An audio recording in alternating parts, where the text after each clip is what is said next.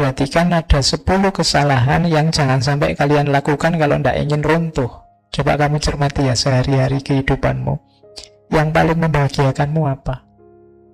Kuota masih banyak? Apa? Itu kan kamu nanti yang ngerti. Yang menyenangkanmu apa? Kalau ternyata itu hal-hal yang tidak esensial, hal-hal yang remeh, ya profilmu ya profil remeh nanti. Masa depanmu tidak penting. Jadi kebahagiaanmu apa, ukuran kesenanganmu apa, itu nanti jadi kunci kamu besar apa tidak.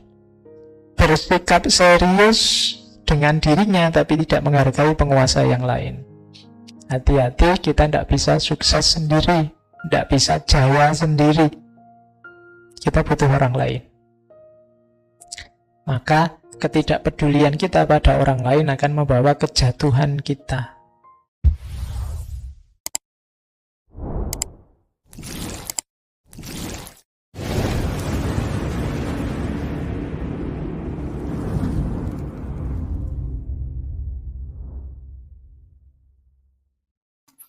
Assalamualaikum warahmatullahi wabarakatuh.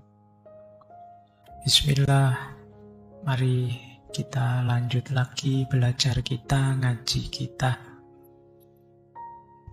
Jadi intinya ngaji filsafat itu ya ngaji, kita belajar ya. Segala yang di luar itu bonus.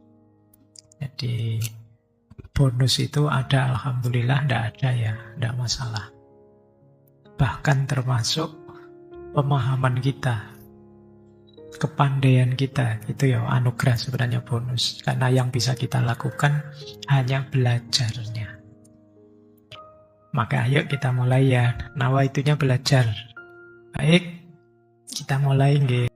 Oke, bismillah, kita awali belajar. Alirannya tadi saya sebut namanya legalisme.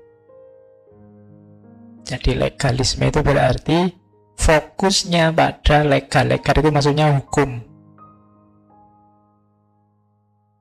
Yang belajar kajian Islam kadang-kadang ada istilah fikih sentris. Nah itu kayak legalisme ini. Jadi fokus pada ajarannya. Asumsinya apa? Aliran legalisme yang dikembangkan oleh Han Feizi ini. Han Feizi ini bukan orang pertama yang mengajarkan legalisme. Sebelumnya ada gurunya. Gurunya namanya Zunzi. Sebelumnya saya ingin ngangkat Zunzi, tapi teorinya lebih lengkap di muridnya, Han Feizi. Jadi asumsinya kebalikannya Mencius minggu lalu. Kalau Mencius kemarin manusia itu kan hakikatnya baik. Kalau Han Feizi, manusia itu dasarnya jahat dan egois. Jadi hakikatnya jelek. Manusia itu lahir begitu akalnya jalan, yang dia kejar dua, yang menyenangkan dirinya dan yang menguntungkan dirinya. Bahkan sejak lahir juga nyari enak, nyari untung. Bayi itu kalau tidak enak ya nangis. Tidak bisa kok bayi disuruh sabar ya, tidak bisa. Tidak cocok ya nangis. Secara natural dia nyari seneng, nyari enak. Nanti kalau akalnya jalan cari untung. Jadi manusia itu kalau dibiarkan apa adanya, dunia ini rusak. Jadi kalau kalian malam ini saya bebas, kamu mau ngapain aja boleh. Itu kalau minggu lalu ya orang kalau sesuai fitrahnya pasti baik. Tapi kalau di legalisme ini enggak. Orang itu kalau dibiarkan dunia ini rusak. Kan manusia punya hati nurani Pak, punya suara hati, moralitas enggak. Moralitas enggak akan bisa jadi poros yang ngatur tindakannya manusia. Jadi tetap lebih dominan dalam dirinya keinginan untuk senang, keinginan untuk untung. Apa orang-orang itu tidak tahu kalau membuang sampah di sungai itu membahayakan, merusak, mengacaukan? Tahu. Tapi apa? Nyari simpel, nyari enak. Males bikin-bikin tempat sampah, buang aja di kali, simpel, cepet. Nyari enak. Apa orang itu tidak tahu kalau terlalu banyak makan nasi, terlalu banyak gula, terlalu banyak apa yang tahu. Tapi apa? Pingin enak. Jadi dasarnya manusia itu jahat kalau Han Feizi. Jadi kebalikannya minggu lalu. Ya pilihannya terserah kalian. Minggu lalu kan rasanya Mencius itu benar bagus, manusia itu baik. Tapi malam ini loh iya Pak, manusia itu jahat ya kelihatannya. Nah, karena itu satu-satunya yang bisa mengontrol diri manusia apa? Hukum. Jadi bukan moral. Makanya tidak ada negara, tidak ada kerajaan yang tidak punya hukum. Kenapa? Karena manusia tidak bisa dibiarkan ikuti suara hatimu. Kalau ikuti saja suara hatimu, kamu nyari senang-senang mesti. Maka apa? Ikuti hukum. Makanya moral tidak bisa jadi pijakan, maka orang ini harus dipaksa untuk jadi baik. Yang memaksa jadi baik apa? Hukum. Yang dikendalikan oleh penguasa yang kuat. Hukumnya ada, tapi penguasanya tidak kuat, sama aja. Sebagus apapun undang-undangmu, kalau pemerintahannya lemah, tidak gunanya. Jadi ini ada rangkaiannya. Jadi penguasanya dengan hukumnya. Kenapa sih kok butuh penguasa? Ya karena orang ini kalau dibiarin hidup sendiri-sendiri tabrakan, kacau. Saling tabrakan antar keinginan untuk mencari keuntungan. Jadi manusia itu jahat, moralitas tidak bisa jadi pijakan, maka orang butuh hukum, dan hukum butuh penguasa. Itu pun tidak sembarangan penguasa, tapi penguasa yang kuat. Itu katanya Hanfeizi. Kalau penguasa yang lemah, yang tidak bisa menegakkan hukum, ya sama saja. Kalau minggu lalu Mencius itu husnudzon pada manusia, sekarang Hanfeizi kebalikannya, suudzon pada manusia. Bahwa manusia tidak bisa baik. Manusia itu dasarnya jelek. Maka perlu dikembangkan cara berpikir legalisme. Manusia biar baik butuh hukum. Hukum bisa tegak butuh penguasa yang kuat. Dan ini nanti diterapkan oleh Qin Shi Huang tadi kan. Jadi dia bisa dengan keras, dengan kaku mengatur negaranya dan jaya. Bahkan peninggalannya kita nikmati sampai hari ini. Tembok Cina, itu bangunan yang luar biasa. Nah, kenapa harus legalisme? Tujuannya apa? Stabilitas dan ketertiban. Caranya gimana? Metodenya penguasa harus menerapkan hukum secara tegas. Yang menjalankan dapat hadiah, yang melanggar dapat hukuman. Ini harus tegas. Ada hukum bagus tapi penguasanya tidak tegas, orang akan putus asa dengan hukum. Maka butuh penguasa yang tegas, butuh aturan yang jelas, yang ditegakkan. Makanya di Hanfeizi legalisme itu unsurnya 3. Yang pertama si, yang kedua su, yang ketiga fa. Si itu otoritas, su itu metode atau seni memerintah, fa itu hukum. Jadi yang pertama harus ada si, penguasa yang kuat, yang punya otoritas. Jadi yang dipatuhi, yang disegani, yang punya wibawa, yang punya karisma, yang punya kuasa. Butuh ini. Kalau pemerintahnya tidak disegani, pemerintahnya tidak punya wibawa, tidak dianggap punya otoritas, tidak ada gunanya hukum. Maka yang pertama harus ada si. Maka pilihlah pemimpin yang punya si, punya otoritas, punya kekuatan, punya daya, yang membuat orang patuh. Yang kedua su, tidak cuma punya otoritas, tapi dia juga harus cerdas, mampu mengelola pemerintahan, punya strategi-strategi untuk menerapkan hukum. Itu namanya su. Jadi ada penguasanya, yang dia punya otoritas, yang kedua dia menguasai seni pemerintahan. Itu namanya su. Jadi penguasanya bagus, tapi kemampuan su-nya jelek. Itu nanti rumit juga, karena tidak akan jalan penegakan hukumnya. Kalau bahasa hari ini, si itu mungkin dekat ke leader, kalau su itu dekat ke manajer, cara mengatur. Kalau si itu cara memimpin. Yang terakhir fa. Kalau fa itu hukum. Jadi hukum itu berarti isinya apa? Reward dan punishment. Balasan atau hukuman. Orang salah harus dihukum, orang baik harus dapat fasilitas, dapat kenyamanan. Kalau ini tidak jalan, seperti apapun negara itu akan lemah. Jadi hukum harus jalan, untuk bisa jalan harus ada pemimpin yang mampu memerintah, yang mampu memimpin. Jadi ini si, su, fa. Nah, implikasinya apa? Itu teori dasarnya yang dipakai oleh Qin Shi Huang tadi dari Han Feizi. Ketika orang hanya fokus pada hukum, nanti ya berimplikasi kalau di tulisan-tulisannya Han Feizi. Yang pertama, implikasi ke pendidikan.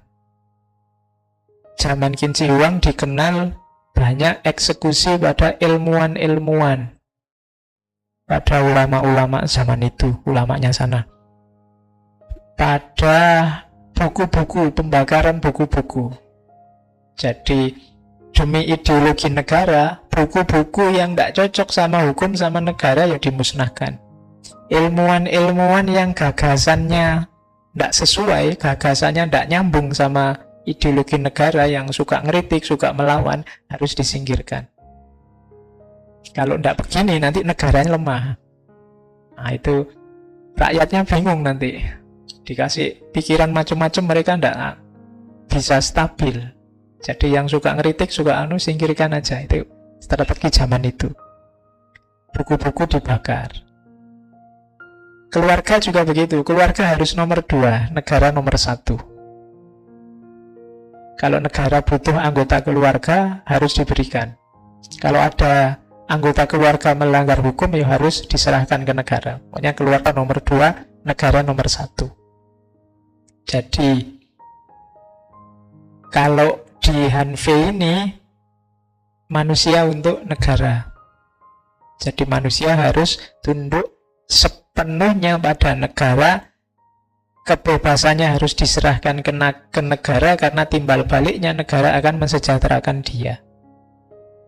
Jadi logikanya seperti itu. Makanya terus dikenal sebagai legalisme.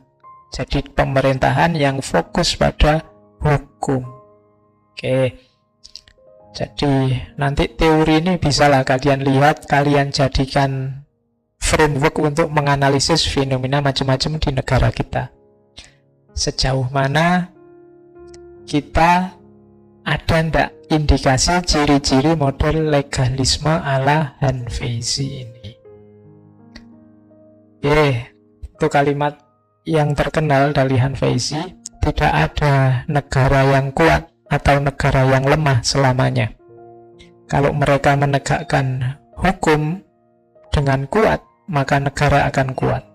Tapi kalau penegak hukum lemah, negara akan lemah. Jadi kalau yang menegakkan hukum itu kuat, negaranya kuat. Tapi kalau yang menegakkan hukum lemah, negaranya akan lemah. Karena memang kuncinya ada di negara yang hukumnya kuat. Terus masyarakat itu takluk pada kekuatan, dan sedikit yang dapat dipengaruhi oleh doktrin-doktrin kebajikan. Kalian saya ceramahi bertahun-tahun kayak gini, kebajikan, kebijaksanaan, itu kan berubahnya sedikit. Tapi coba negara bikin undang-undang ngatur kalian, pokoknya setiap anak harus berfilsafat. Yang tidak filsafat dihukum kurungan selama 1 bulan misalnya. Kamu cepat menguasai filsafat ini mesti. Tapi kalau dibiarkan wis sinau-sinau dhewe, sak ngerti-ngertimu, sak ikhlase wae, wis ndak berkembang. Tapi begitu ditekan, awas. Kalau enggak, itu kan. Kalian tahu kalau nulis itu bagus misalnya, tapi kalian kan enggak nulis kalau enggak diperintah dosen, itu pun perintahnya sambil ngancam. Kalau enggak ngumpul, nilaimu jatuh 40% tulisan ini. Kamu kan baru bergerak. Jadi begitu ada pressure, ada aturan, ada undang, kamu baru gerak. Kalau cuma dinasehati, mbok kamu itu nulis. Nulis itu penting loh untuk meningkatkan kualitas dirimu. Enggak nulis mesti yakin. Tapi kalau dipaksa, baru jalan. Jadi katanya Hanfeizi, enggak. Manusia itu kalau cuma ceramah, dikasih doktrin-doktrin, enggak akan jalan. Jadi tunduknya apa? Pada kekuatan, pada power, pada kekuasaan. Kalau disuruh ikhlas, pokoknya seenaknya sajalah, sesukanya sajalah, mesti enggak. Nunggu kamu sadar, itu bisa sampai kiamat enggak jalan-jalan. Pokoknya kudu ono pressure sidik-sidik. Nah, itu yang ada di pikirannya Hanfeizi. Jadi ini orang kalau dibiarkan saja, ya negara bisa jatuh beneran ini. Maka perlu ada penguasa yang kuat. Ya meskipun kalau Qin Shi Huang tadi agak kebablasan jadi diktator. Jadi kuncinya pengelolaan negara ada di sini. Jadi butuh undang-undang yang kuat, hukum yang kuat. Cuma hukum yang kuat ini tidak akan ada artinya kalau penegak hukumnya tidak kuat, penguasanya tidak kuat. Jadi kuncinya dua tadi kan, tiga tadi, si, su, sama fa. Itulah kunci kejayaan satu negara. Oke, ada the way of ruler. The way of ruler itu jalan penguasa. Ini pelajaran buat kalian. Kalian semua kan nanti akan jadi penguasa. Ini bedanya pemimpin dengan yang dipimpin. Katanya Hanfeizi, seorang penguasa tidak boleh menampakkan hasratnya, karena para menterinya hanya akan pura-pura untuk menyenangkannya saja. Jadi penguasa itu tidak boleh terlalu vulgar. Aku itu sebenarnya pengen kawin lagi ya, misalnya. Nah itu nanti para orang-orang sekelilingmu yang menjilat kamu akan, oh berarti ini senangannya ini, oh itu kesukanya ini. Dia akan menjilatmu dengan itu. Maka penguasa harus pinter-pinter tidak menampakkan hasratnya. Ia tidak boleh menampakkan keinginannya karena para menterinya akan menunjukkan wajah yang berbeda. Kenapa bisa ABS? Dulu kan dikenal asal bapak senang. Yang penting senang pimpinannya. Yang dilaporkan yang menyenangkan saja. Karena mereka tahu betul apa yang menyenangkan pemimpin ini. Karena pemimpin itu sendiri terang-terangan menunjukkan hasratnya yang menyenangkan dia. Maka jangan terlalu vulgar. Pemimpin itu harus pinter-pinter ngerem. Maka buanglah suka dan tidak suka. Jadi pemimpin rodo, ekspresinya harus agak datar-datar gimana gitu, biar nggak kelihatan, biar orang nggak mudah nebak, mesti karuping ini. Karena nanti kalau sudah ditebak, para penjilatnya akan mudah menjilat. Buanglah suka dan tidak suka, para menteri akan menampakkan wajah asli mereka. Sisihkan sebentar kebijaksanaan dan para menteri akan berhati-hati dengan langkah mereka. Ya di sekeliling raja orang pintar banyak, rajanya sendiri pintar, tapi rajanya jangan ngumbar kebijaksanaan. Karena kalau dia ngumbar kebijaksanaan, yang bawahnya tidak mikir nanti, kayak didikte. Yang itu orang pintar semua, biarkan optimal keluar semua kemampuan mereka. Nah, itu yang disebut sisihkan kebijaksanaan.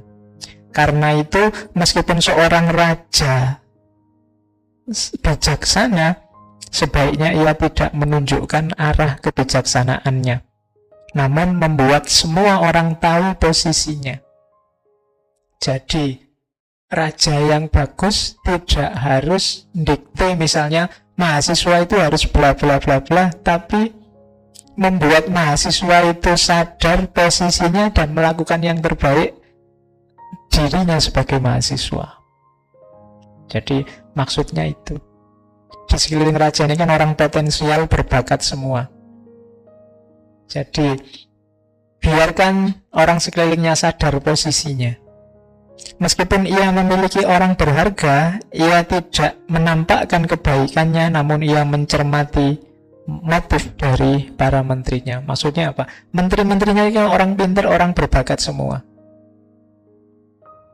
Nah, tidak menampakkan kebaikan itu tidak, wah kamu bagus, kamu luar biasa, kamu top, kamu sukses. Ada yang dipuji, ada yang, wow kalau menteri saya ini, ahlinya ini, dan seterusnya. Enggak.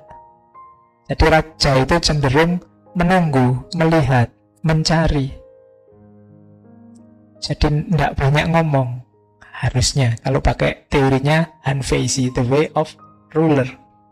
Meskipun berani, ia tidak menunjukkan keberaniannya untuk menunjukkan kemarahan, namun ia membiarkan bawahannya menunjukkan keberanian sepenuhnya.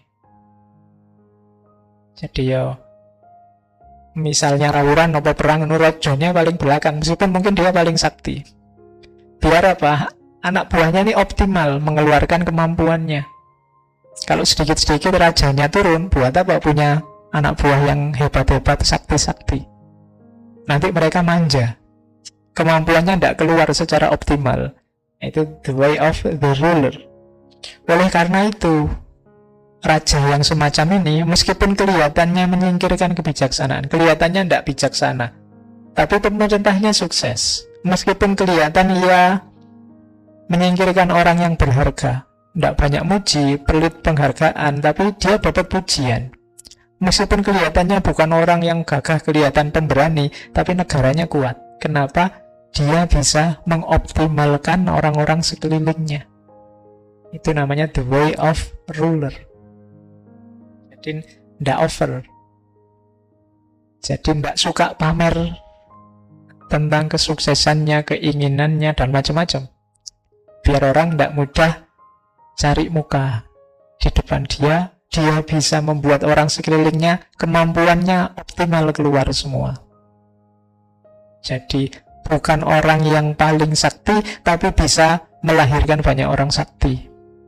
Bukan orang yang paling pintar, tapi membuat orang-orang pintar bisa optimal berpikirnya. Itu the way of the ruler. Jalan seorang pemimpin. Inilah jalan pemimpin yang tercerahkan. Ia membuat orang bijaksana, melahirkan semua gagasannya. Dan selanjutnya ia yang memutuskan urusannya, sehingga kebijaksanaannya tidak pernah habis. Ia yang membuat orang berharga menunjukkan bakat mereka. Selanjutnya ia yang mempekerjakan mereka, sehingga ia selalu memiliki orang yang berbakat. Saat ada keberhasilan, penguasa yang mendapat nilainya. Saat ada kesalahan, para menteri yang bertanggung jawab dicela. Jadi kuncinya di sini. Kenapa tadi tidak terlalu banyak turun tangan? Tenang aja, kalau sukses tetap akan dianggap suksesnya seorang raja. Tapi begitu gagal, kegagalan itu akan ditimpakan pada menterinya tadi. Yang tadi rajanya kan cuma mancing biar kemampuannya keluar. Kok dilalah menterinya gagal, kan orang menterinya memang kurang ajar. Tapi begitu sukses tetap kena rajanya. Itu pinter seorang pemimpin, the way of the ruler, kuncinya di situ. Sehingga nama penguasa tidak pernah jelek. Oleh karena itu seorang penguasa bukan orang yang berharga itu sendiri, tapi dia adalah pemimpinnya orang-orang yang berharga. Dia bukan orang yang bijaksana, tapi dialah yang menentukan pemikiran bijaksana mana yang dipakai dan mana yang tidak dipakai. Misalnya ada gagasan A untuk membuat negara ini makmur. Ini kan bukan gagasan rajanya, gagasan filosof yang itu. Begitu diterapkan, kalau sukses yang dapat pujian rajanya. Tapi kalau gagal, oh filosof itu mikirnya memang kacau. Yang disalahkan filosofnya. Itu the way of the ruler. Jadi Hanfei memberi nasihat pada rajanya, lakukan ini. Kemudian ada 10 kesalahan. Nanti kalau kalian jadi pemimpin, perhatikan ada 10 kesalahan yang jangan sampai kalian lakukan kalau tidak ingin runtuh. Yang pertama, memberikan loyalitas untuk hal remeh dan mengkhianati loyalitas yang lebih besar. Kalau ingin meruntuhkan satu negara, buat negara itu sibuk dengan hal-hal yang remeh dan lupa dengan hal-hal yang besar. Hal-hal yang penting, hal-hal yang esensi dan hakiki. Karena ini nasihatnya Hanfei yang pertama. Jadi yang penting-penting. Coba baca media satu negara, baca koran satu negara, yang viral-viral itu yang penting-penting apa yang remeh-remeh? Kalau yang viral-viral itu yang remeh-remeh, ya mungkin usia negara kita tidak akan panjang. Karena kita akan kehilangan banyak hal-hal vital. Fokus pada pencapaian yang remeh dan kehilangan hal yang besar. Sama, coba dilihat keberhasilan-keberhasilan yang ditunjukkan, itu hal penting atau hal tidak penting. Kalau kesuksesannya hal-hal yang tidak penting, ya tinggal menunggu waktunya. Karena begitu ditabrak oleh hal yang penting, dia akan runtuh. Kebahagiaanmu itu hal-hal yang penting esensial atau hal-hal yang remeh-remeh? Coba kamu cermati ya sehari-hari kehidupanmu. Yang paling membahagiakanmu apa? Kuota masih banyak? Apa? Itu kan kamu nanti yang ngerti. Yang menyenangkanmu apa? Kalau ternyata itu hal-hal yang tidak esensial, hal-hal yang remeh, ya profilmu ya profil remeh nanti. Masa depanmu tidak penting. Jadi kebahagiaanmu apa, ukuran kesenanganmu apa, itu nanti jadi kunci kamu besar apa tidak. Oke, terus bersikap serius dengan dirinya tapi tidak menghargai penguasa yang lain. Hati-hati, kita tidak bisa sukses sendiri, tidak bisa jaya sendiri. Kita butuh orang lain. Maka ketidakpedulian kita pada orang lain akan membawa kejatuhan kita. Kemudian yang keempat, negara jatuh kalau warganya tidak peduli dengan negaranya, hanya ingin senang-senang saja. Situasi negara seperti apa, peduli amat. Bukan urusanku, wis ono presidennya, wis ono menterine, wis ono bupatine, ngapain aku melu mikir, ya tanda-tanda sudah. Kita tidak akan jaya. Terus tamak serakah, hanya mencari keuntungan. Jadi pengen senang sendiri, pengen enak sendiri, hanya mencari keuntungan sendiri. Ini kesalahan kelima yang membuat satu negara akan runtuh. Yang keenam, mudah terlena oleh perempuan, musik, mengabaikan urusan negara, sehingga mengundang bencana, menghancurkan negara. Ini kalimatnya Hanfei ya, ini sebenarnya mirip kayak tadi, terlena dengan hal duniawi. Ya, di situ pakai istilah perempuan. Ya kalau berarti sebaliknya, kalau perempuan berarti mudah terlena oleh laki-laki. Musik itu biasanya konotasinya dengan hura-hura, seneng-seneng, dugem, karaokean, jenis-jenis begitu kalau hari ini. Jadi tidak bisa diajak susah. Masyarakat yang mudah terlena ini biasanya susah sedikit dia sudah teriak-teriak. Itu akan mengundang kehancuran negara. Terus kalau penguasa meninggalkan istana untuk perjalanan yang lama, maksudnya apa? Meninggalkan tugasnya lama, meninggalkan kursinya, posisinya untuk rentang waktu yang lama. Ini biasanya ya tanda-tanda sudah. Pasti ada orang yang menggantikan posisimu, yang mengancammu. Terus egois, mengabaikan loyalitas menteri-menterinya, berkeras dengan jalannya sendiri.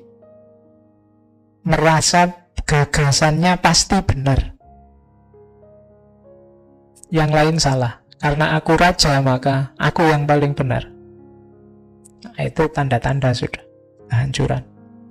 Terus ada kalanya pemerintah itu tidak percaya dengan dalam negerinya sendiri, lebih mengandalkan sekutunya yang dari luar. Ini tanda-tanda sebentar lagi akan terjadi perpecahan, katanya Hanfei. Dia tidak percaya dengan sumber daya yang di dalam, lebih percaya pada sekutunya yang dari luar. Kemudian yang nomor 10, susah memberi penghargaan, kemudian telinganya buntu, susah dikasih tahu, sehingga peringatan-peringatan dari orang-orang sekelilingnya tidak masuk. Maka tinggal ditunggu saja runtuhnya satu negara. Nah, silahkan 10 hal ini kamu cermati kira-kira gejalanya ada enggak di kita. Kamu tinggal nyari contoh kasusnya.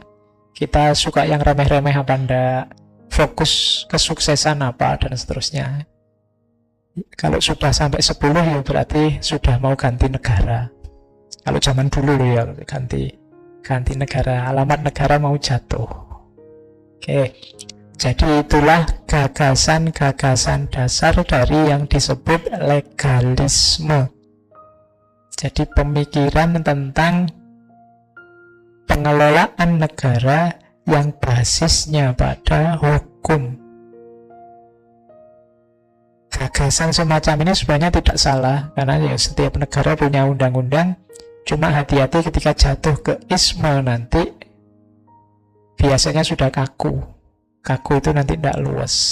Kalau sudah tidak luas menerapkannya, yang terjadi kediktatoran. Atas nama hukum yang semula demi ketertiban, bisa jadi melahirkan penindasan. Itu yang terjadi di era dinasti Qin awal, yang mempraktekkan ajaran-ajaran dari Han Feizi.